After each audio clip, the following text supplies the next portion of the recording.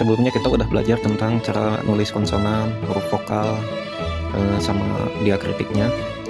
Nah sekarang nulis soal kaidah nulis aksara Sunda. Kaidahnya beda dari aksara Latin. Jadi misalnya kayak nulis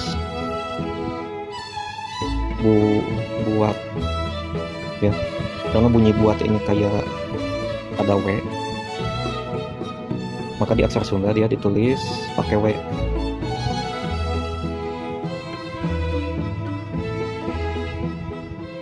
Nah jadinya buat. Nah terus kenapa malah ditulis pakai W gitu, kenapa gak BUAT kayak aksara Latin? Nah jadi aksara Sunda itu penulisannya sesuai dengan apa yang diucapkan. Kalau diucapkannya kayak buat ya tulisnya buat. Contoh lain kayak beas ya, karena di bunyi ini kayak ada ya gitu kan, maka ditulisnya beas ya. Jadi di alih aksara Sunda jadi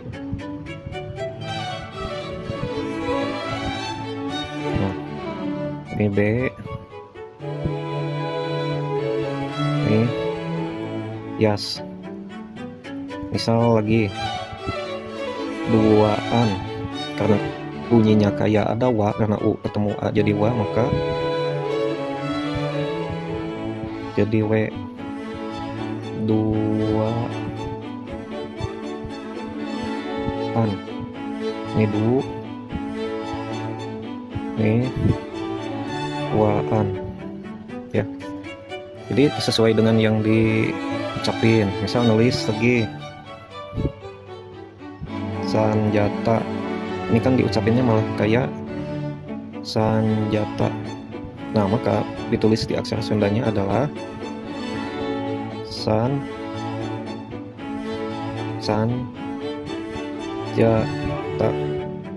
Jadi sanjata ya.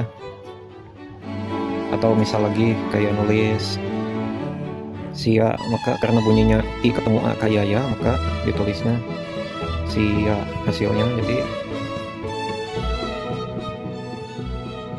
si ya.